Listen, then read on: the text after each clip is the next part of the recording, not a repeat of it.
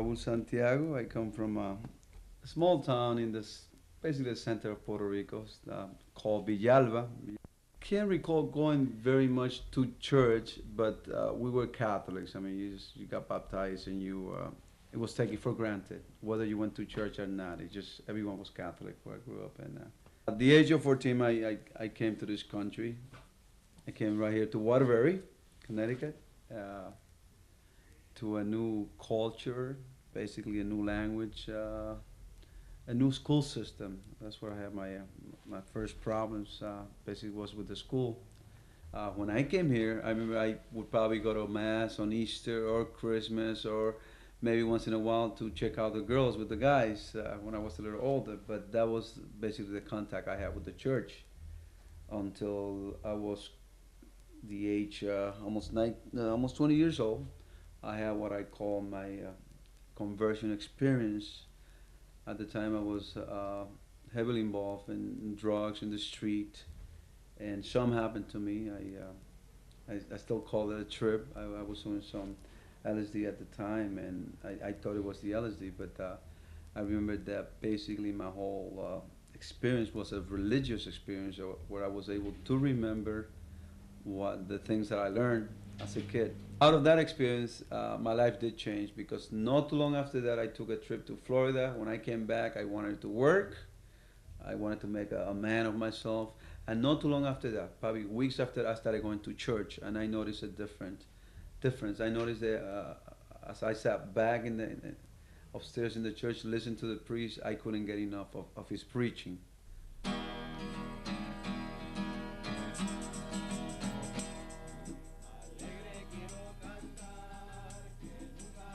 The word of God was appealed to me, and I wanted it more.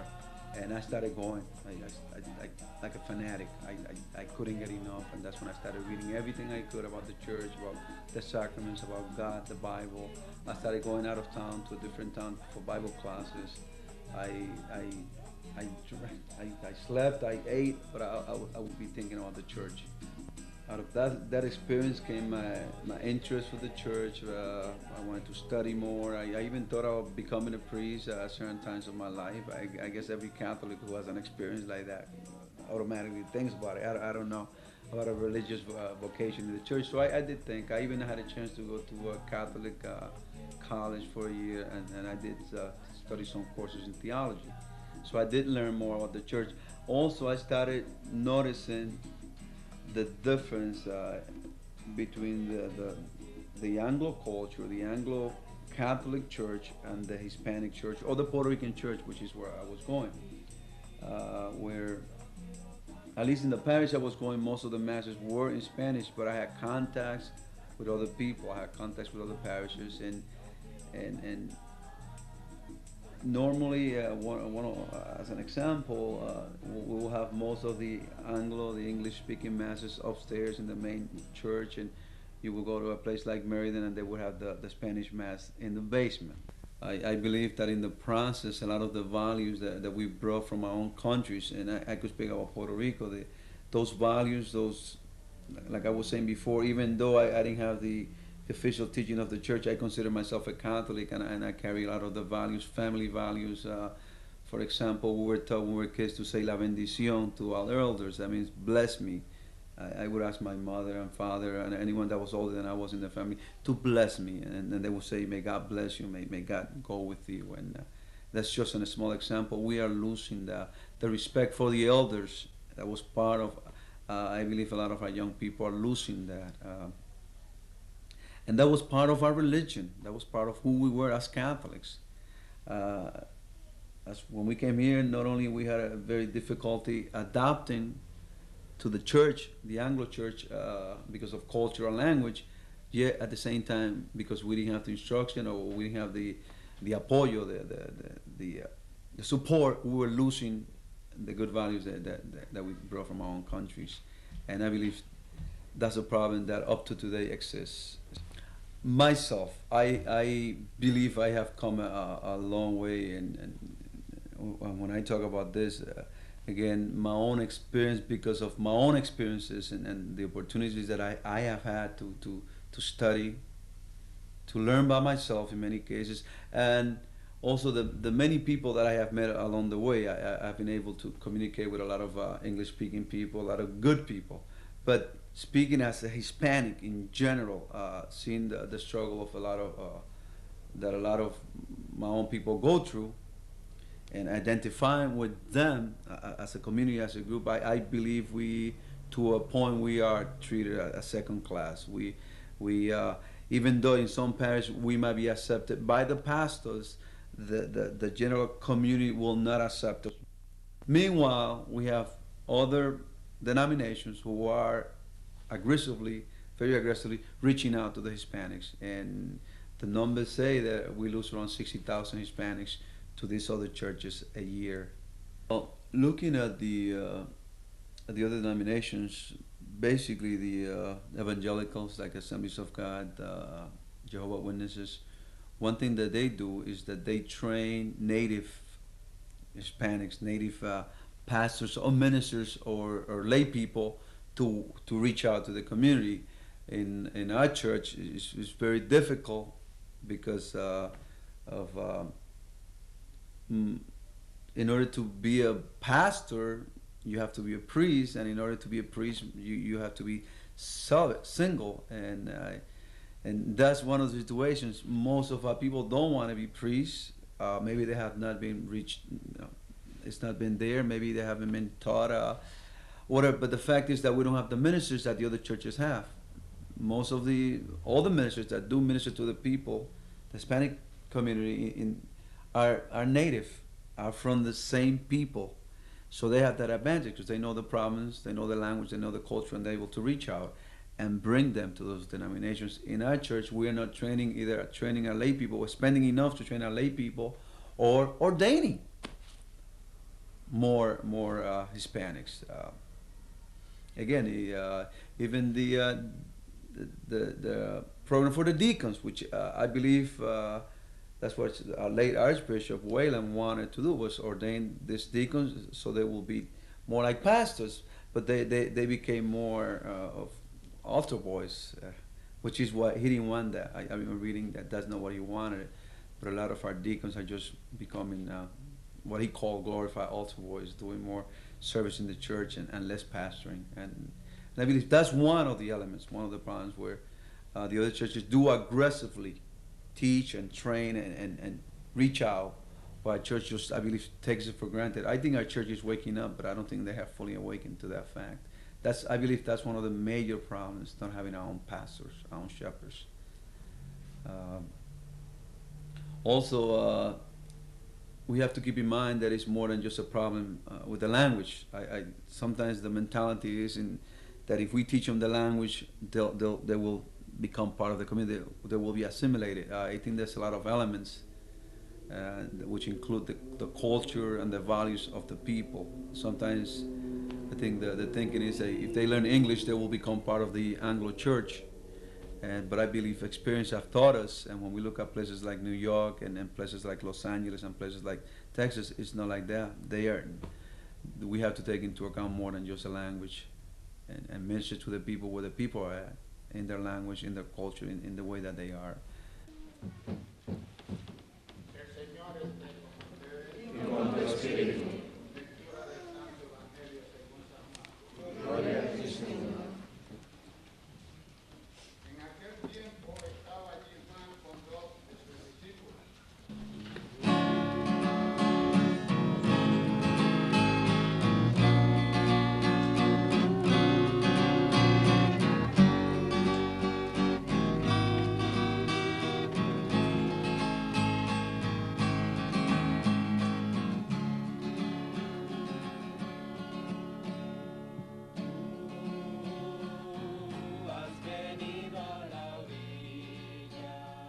Right now, talking to a priest friend of mine.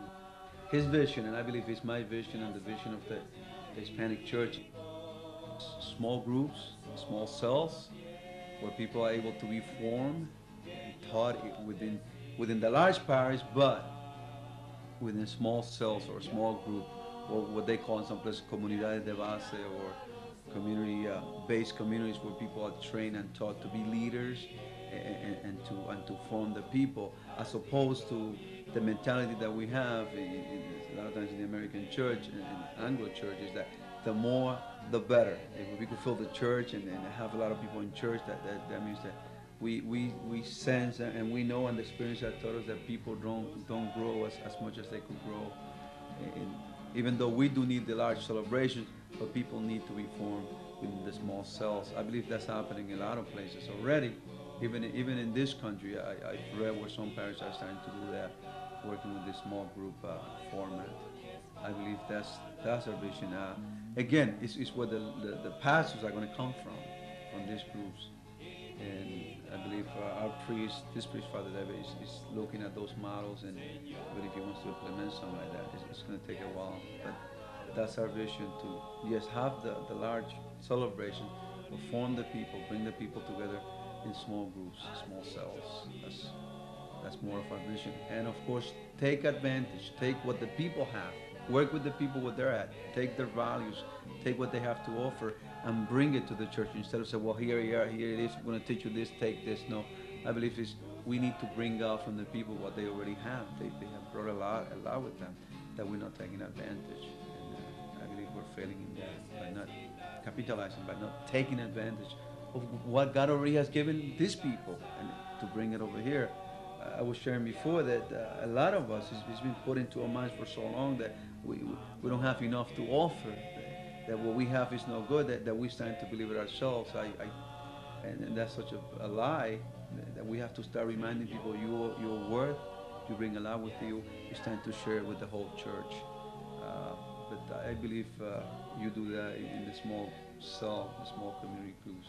And that is happening. On a small scale, it is happening already in our community, but we don't have enough. Personally, my ultimate, this is my main dream. I don't know how long it'll take. I don't know if I'll see it my whole lifetime. Will be to see Mary Priest. That's I believe I'll be the first one to apply. Right now, what I think I could do is, as a family man, is with my wife, is try to reach out and spread this message. And we do, to a small scale, we do meet on a regular basis, on a weekly basis, with other people who think alike, and we come together and we pray. We share the scriptures. Usually what we do is share the message of the Mass, the gospel, and we talked about it among ourselves and what it means to us, and we pray about it, and we help one another. That's how we're getting our formation, in a very informal yet positive and a very strong way.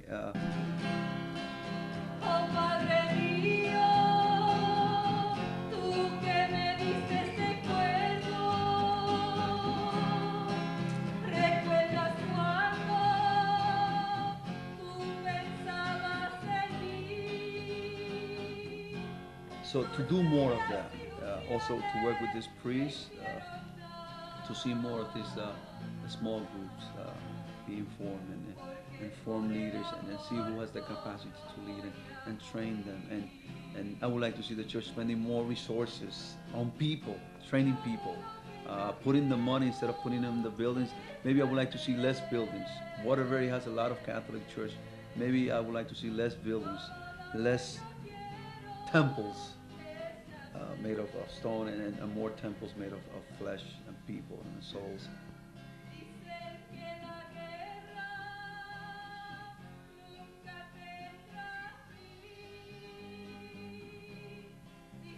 We ourselves as a people, again, we need to wake up. I'm talking about the Hispanics now, and to wake up and to see what they have, all the values, all the good that they have, and say, hey, I'm going to bring it out. I tell everyone, especially the Hispanics, the church will be ours when we take possession of it. I believe the biggest obstacle is to get through people that you have a lot to offer for this church, and don't wait to be invited. Go in and do it. And most of the time you will find that you probably will find resistance, but if you keep on going, the doors will open. And also prayer works. We keep on spending a lot of money and a lot of energy and resources on the same old programs, and our people still leaving the church. And I believe it's not only the Hispanics. I believe a lot of Anglo people are going, and because they're finding life in these other small churches, perhaps because of dynamism, perhaps because it's smaller, perhaps because they could dedicate more time to the individuals in these other churches. A church is too big sometimes, and people do get lost. So I believe the obstacles a lot of times is within ourselves to discover, to say, I have it within me. I could make a change. I'm going to take over. I'm going to make this church, which they say is supposed to mine. I'm going to make it mine, and then ask our leaders, the people who are in power, to start opening up the doors and to start coming down and meeting us. Come down and become one of us and see where we're at. You might like it, and that's I guess that's my invitation to the ones who are in power by the grace of God. Father David Burgos, Puerto Rican priest here in the Archdiocese of Hartford. I've been a priest for about 4 years, since 1988. My background, essentially both my parents are from Caguas, Puerto Rico, from a pueblo called Barranquitas, and born and raised in Hartford, first generation Puerto Rican. First language was Spanish. When I went to school, went to special classes to learn how to speak English, and the area where I grew up was very, very low income neighborhood. And because of my exposure to the Catholic Church, and in particular Catholic priests who showed a great interest in the Hispanic people, I became interested in becoming a priest for the Hispanic people, figuring it was time that there were so many other Anglo priests doing for us. It was time for us to do for ourselves. The number of Puerto Rican priests in the diocese are two. Recently, what was done, there was a demographical study done in the city of Waterbury, where a population of about 110,000 at the moment, of which 20,000 are Hispanic. According to the study, by the year 2000, half of this population is going to be Hispanic. As a result of that, the Catholic Church needs to look at how is it going to address this great influx of Hispanics in this particular city, which again just mirrors and resembles all the other cities where that's going to happen, and also throughout the United States, because some of the national studies reflect the half the Catholics in the United States are going to be Hispanics. And I think somehow we need to be visionaries as to how we're going to address that situation, rather than wait until the year 2000, find the Catholic Church, half of it Hispanic, half of it in a different language, and our hands up in the air trying to respond, well, gee, ¿qué hacemos ahora? And trying to figure out how do we say ¿qué hacemos ahora to try to address half of our Catholic Church here in the United States. And I think that's something that we need to really begin to plan, to really sit down and develop a 5-year, 10-year, 15-year plan as to how, first of all, to keep the Hispanic Catholics we have in the Catholic Church, to bring back and attract the Hispanic Catholics who have left because of dissatisfaction with the Catholic Church. And then once we have them, how do we sustain them and keep them within the Catholic Church? To create a sense of ownership, stakeholder in the decision making and the growing and the spirituality and the worship life. Now, why are we losing the Spanish-speaking Catholics? Multiple reasons. One would be a coldness sometimes that they experience in the Catholic Church. I think sometimes if there's not much availability where they can go for liturgy in Spanish, where there isn't a music that's lively, upbeat, with little salsa, mixed in with it.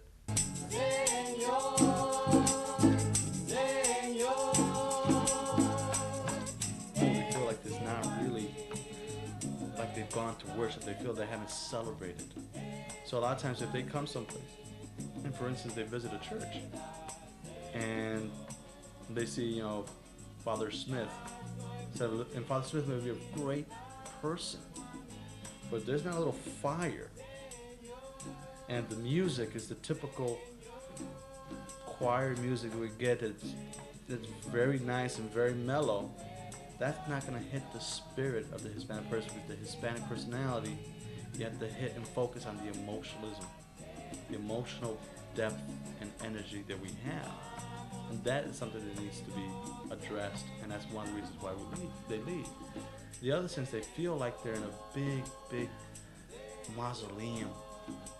They come into a church, there's hundreds of people, they don't know who these people are, and we're very community oriented, very extended family oriented. So you come into a church, a Catholic church, Anglo church, that's very individualistic, privatistic. I come in and we can have 20 people in the pew, and everybody just looks at each other and they celebrate together. For a Hispanic Catholic, they want to feel part of a family. They really want to know what's Fulano's name over there. They want to know about Maria over there. They want to really connect with people. And a lot of times, if there's a coldness, they're going to go somewhere else where they feel warmth and family and group. And they're finding that in the Pentecostal church. Because it is that. It's small. Everybody knows each other by name. The pastor speaks to them in their own language with some fire.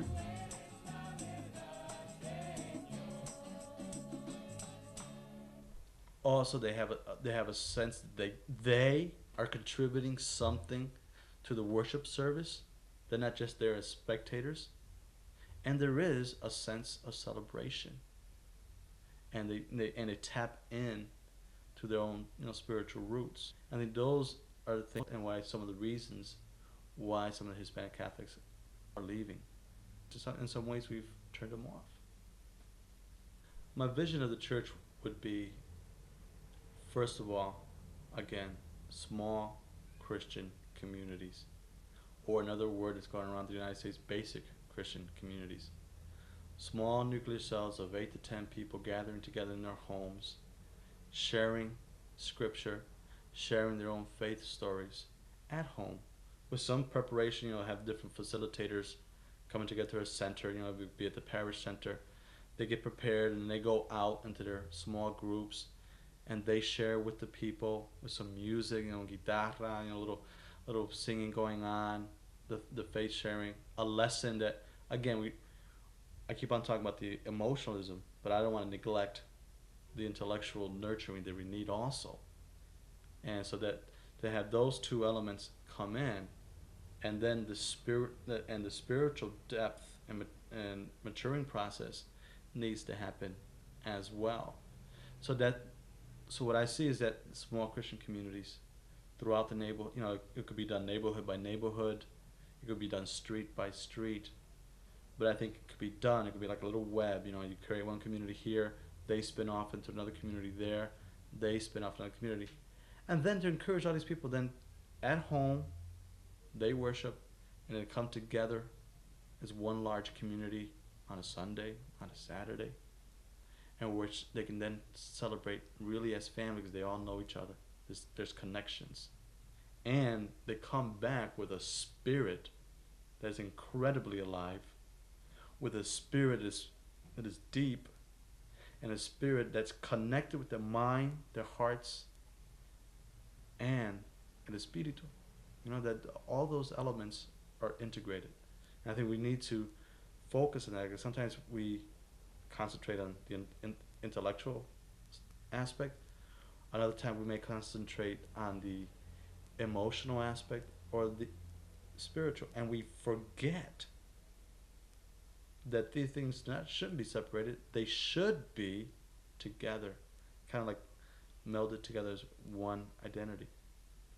So that's one of my visions. I think also through those small Christian communities, to be a community that's very involved in social justice, to be, in terms of among the Hispanic Catholics, to be a people who no longer looked as deficient, to no longer be looked as in need, to no longer be looked at as somebody to be spoon-fed or be given to, rather to be a people who can offer the gifts that we do have to tap into the talents that we have and change the face of the church, and in a sense also change the face of politics, education, and economics, utilizing some of the natural characteristics within the Latino community. And I think that's something that I would like to see in terms of vision of church. Now, why are there so few vocations coming from the Spanish-speaking community? Well, there's a hard one. Many different reasons. One, again, role modeling. If all you see is the typical standard Irish priest, and I hope no Irish priest will kill me for saying this, but if that model is the only model that's offered to them, a Hispanic kid's going to think, well, that's the only ones who can go. Second, I think sometimes they experience racism. I know I experienced some elements of that in the seminary. And my seminary had a whole bunch of Hispanic seminarians in Boynton Beach. But there were some of the Anglo students were very resentful of the fact that we were taking our courses in Spanish. Some of them were resentful of the fact that they were being asked to learn how to speak Spanish. Always coming back to the question, well, why don't these people learn how to speak English? They're in the United States now. Forgetting their own history. When their grandpapa and mama came from Italy or France, they were offered the liturgy in their own language. And we're still very much a first generation wave because, especially Puerto Rico and the United States, it's a constant flux of people coming back and forth and back and forth. This is not something where there's a wave of people coming to the United States, the bridge is cut off, and then there's that commitment, that's it, I have no more ties. Well, this is very much ties. And people forget that Puerto Rico is part of the United States. And whether the United States likes it or not, by having Puerto Rico as part of the United States, we are a bilingual country, whether they like it or not. They made that decision. Now they got to follow through with all the consequences of that. But in terms of the other reasons, I would say also there's a sense of the family spirit, and the celibacy issue does bother, and that's universal. I mean, that's not just typically Hispanic, but there's a strong sense of la familia, want to have the family. There's a strong sense on the parents. I want to have, quiero tener mis nietos. I want to have my little grandchildren. And therefore, that celibacy issue does become a turnoff. So we talk about the racism, the celibacy issue, the coldness. And I also think we need to look at some of the educational preparation. I realize that priest or anybody working within the church should be well prepared. We also have to realize, in terms of the high dropout rate we have among our own students, that we have to have some sort of remedial programs at the college level, or college seminaries, or even at the master's level, to attract people. There might be somebody who's very spiritual, very pastoral, very good with people, yet he may not be a B student in a master's level program, but will probably make a better priest than someone who's making A's on his dissertation on John's Gospel, chapter 5, verse 6. That very person who may not have the greatest grades may draw the greatest amount of people back to Christ and keep them in Christ. And I think that needs to be looked at. Again, that's our little hang up on the mind, the intellectualism and pastoral aspects now in the seminary. I mean, there's making a greater focus on that. But I think they need to look at also that many of our own people have the talents and the skills. And we have to do some strong marketing. I hate to use that term, but I think that there's a lot of talk. We want more Hispanic vocations. But at the same time, when they see that the church itself doesn't offer a lot for the Hispanic Catholics, that person who wants to be a Hispanic priest may say to himself, well, geez, they're not offering too much for my people. What am I going to get? Or if he sees, for instance, that a Hispanic priest is ordained and not serving the Hispanic people, you may say, well, man, I don't want to do that. I want to work with my people. Yes, the church is universal, but it's also particular. And it says we have to address and use our talents where they can be best served. I think one of the things also that we need to keep in mind, and people should reflect upon about the Hispanic ministry, is the very subtle remarks that people make about why don't you learn to speak English? Why should there be a Hispanic apostolate office? Why should there be a Spanish liturgy? And because that is sometimes smacks of racism, it also does not portray the understanding of what liturgy is. Liturgy is public worship. Liturgy is people speaking and communicating to God in their language.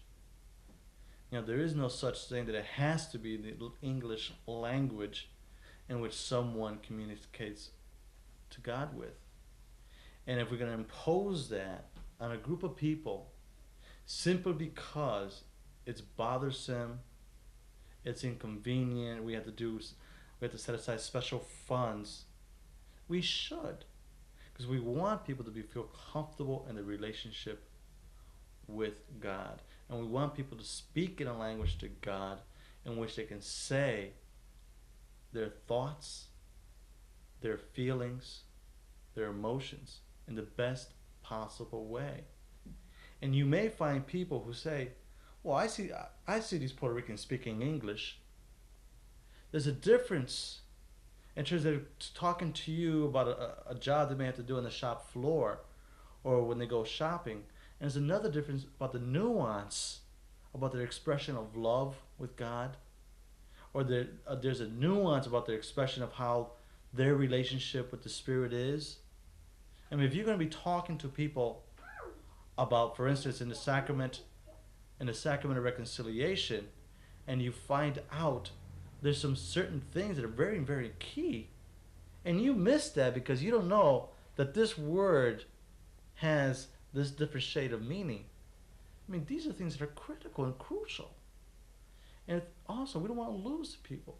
We're not saying to people, you only speak Spanish and that's it. We're not encouraging ignoring the English language.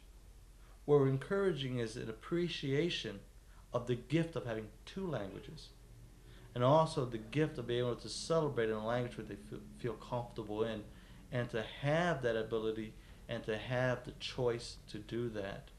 And I think that's very, very important. Because they talk about assimilate. Use another word, forget your culture and forget your language. We don't want to do that. You shouldn't lose your roots, your traditions, your customs. Because that's what made my father, made my grandfather, and his grandfather. I mean, that is our history, as well as the history of the United States. The United States is not a melting pot. I heard someone say it's a salad bowl. You don't try to make, you don't put all the same things in a salad bowl. What you like about the salad bowl is it's all nice and rich and has all these different things. You don't try to make it one standard thing.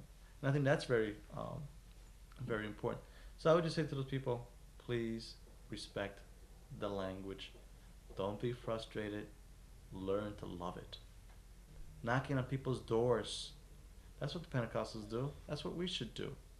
We shouldn't be a church that sits on our derrieres. We should be a church that's out there, moving about, knocking on doors, like Jesus did. Jesus didn't wait for people to come to him. He went out to them. So we already have about 25 people who are ready to be trained. They're going to go, first of all, they're going to do the census, because they have to do something very non-threatening.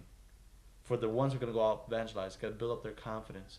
And the best way to do that is not going to do is just ask for information. Hi, I'm from St. Margaret's Roman Catholic Church.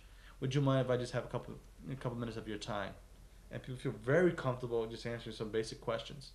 Second, we're going to then do a second round of visits with the people whom we identify who are very, agreeable. They haven't been gone to church, but perhaps in the conversation, they express some interest, and we go back to say, listen, I noticed in the last time we were here that little Jose here, who's now 7 years old, hasn't been baptized. You know, this is our baptism instruction program and preparation program. We'll be glad to register your child for you and introduce you to the priest in the parish and our baptism instruction team. You know, would you mind if we want to do that for you? And hopefully have the people say yes.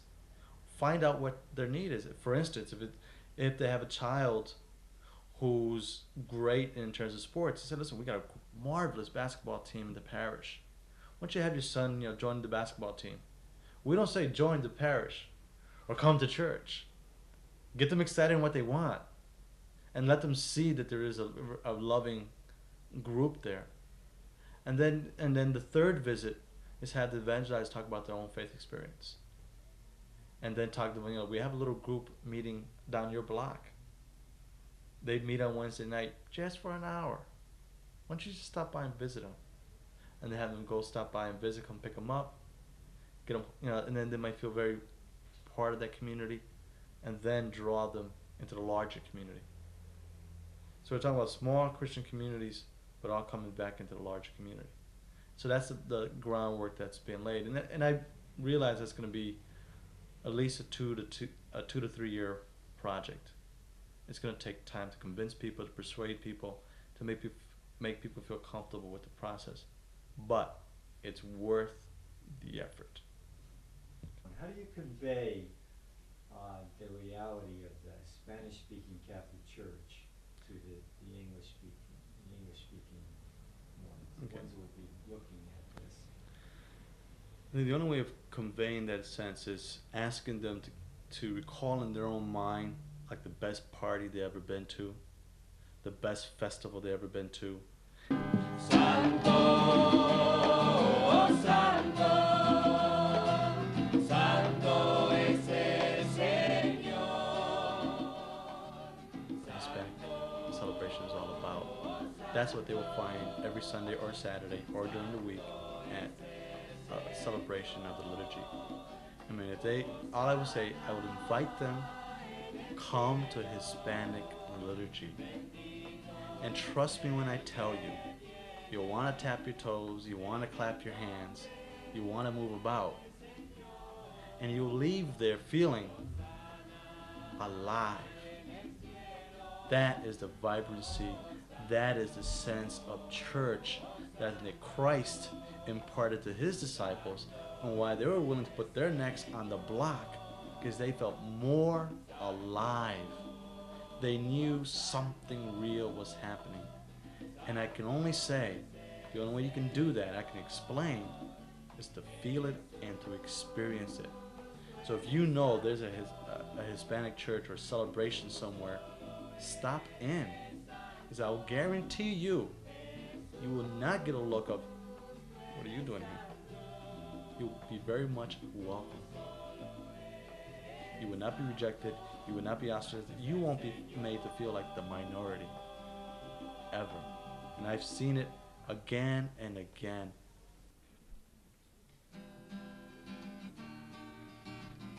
But I've also seen it on the reverse end, when the Hispanic will go and there's a little tension. Not always. Many congregations are very wonderful, wonderful people, many of them. But coming to the Hispanic liturgy, you sit down there, it's great. Welcome. No, none of that look, none of that little subtle cues of, this is not your place. So I think, and also you get a great sense of spirit, a great sense of aliveness, a great sense of camaraderie in the Hispanic liturgy, the Hispanic faith. And I think that is something that you want to experience. There's some of you who say, I'm bored. There's some of you who say, I really get nothing out of this. There's some of you who say, I don't feel the spirit. If you don't feel it, walk on over, and you'll definitely feel it. You'll definitely know what church is really all about. And it all comes from the Hispanic sense of fiesta, culture, salsa. There is something to that, because it is celebration. That's what we're always talking about. And we know how to celebrate. So if you want to party in Christ, come on over. That's the best I can say in terms of experiencing what we're all about. perhaps I would need to say, we as Hispanic Catholics need to do that too. We need to invite ourselves and bring our music to Anglo congregations, and we need to perhaps be more active in presenting the gifts that we have. Perhaps we stay a little bit isolated, and that's something we need to do. And perhaps I, as a Hispanic Catholic priest, will need to encourage the people in the congregation to do that, to go to different places, and to bring that gift, to bring that sense of aliveness and spirit, as well as sometimes people are afraid to come over.